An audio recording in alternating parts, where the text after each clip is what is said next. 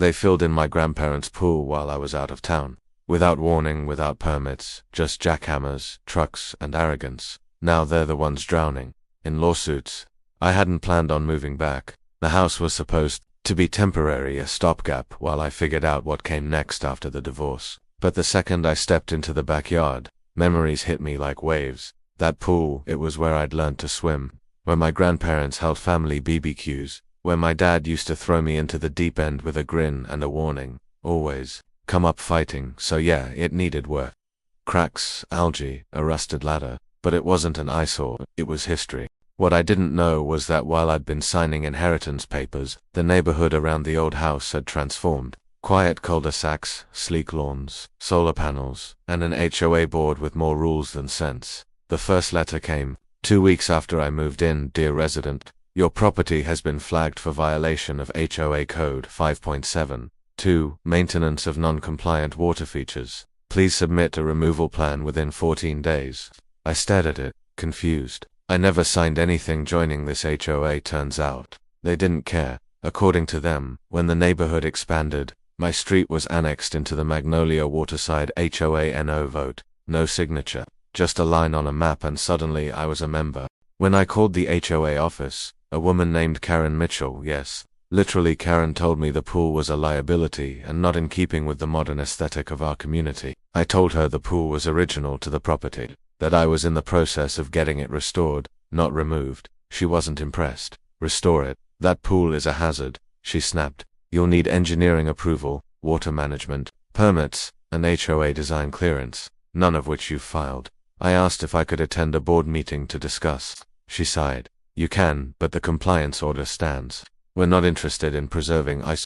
The meeting was brutal. 6 people sat at a long table like they were the Supreme Court of suburbia. Karen sat in the middle, flanked by a man named Barry who wore sunglasses indoors and kept smirking. I made my case, that the pool predates the HOA, that my family's property shouldn't fall under rules we never agreed to, that the HOA had no business mandating what happens in a private backyard. Barry interrupted me mid-sentence. Your property backs onto a shared greenbelt that makes it subject to visual compliance. You're ruining the aesthetic, Karen added, and you've failed to respond with a removal plan. We consider that non-compliance. I looked at her. So what's your plan? Rip it out while I'm not home. Her smile didn't reach her eyes. Let's hope it doesn't come to that.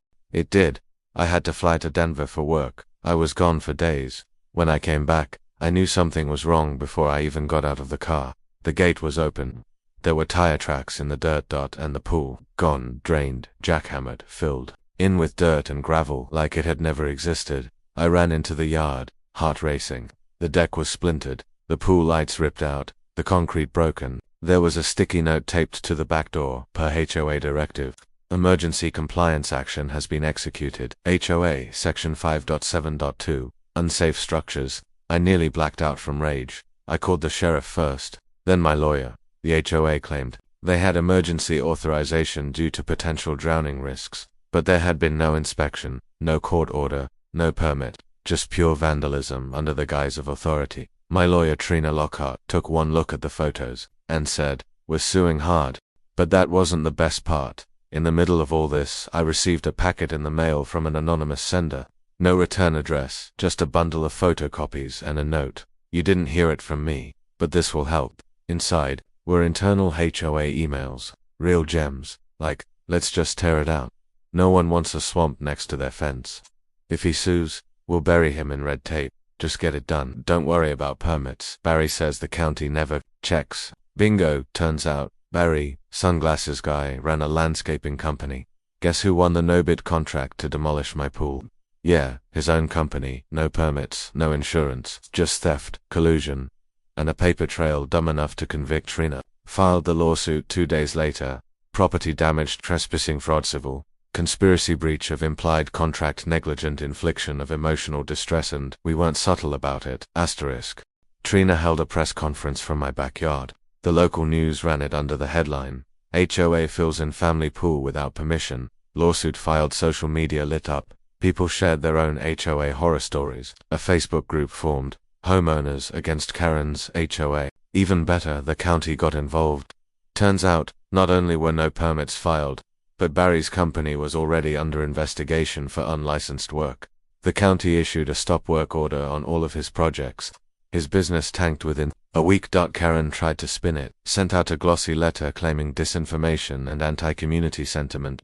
Then someone leaked the emails. She resigned the next day. Fast forward 6 months, the HOA settled, quietly. They paid for pool reconstruction, legal fees, and damages. My lawyer made sure the settlement included a public apology printed in the HOA newsletter and posted on their community board. I rebuilt the pool better than ever. New tile, new deck, saltwater system.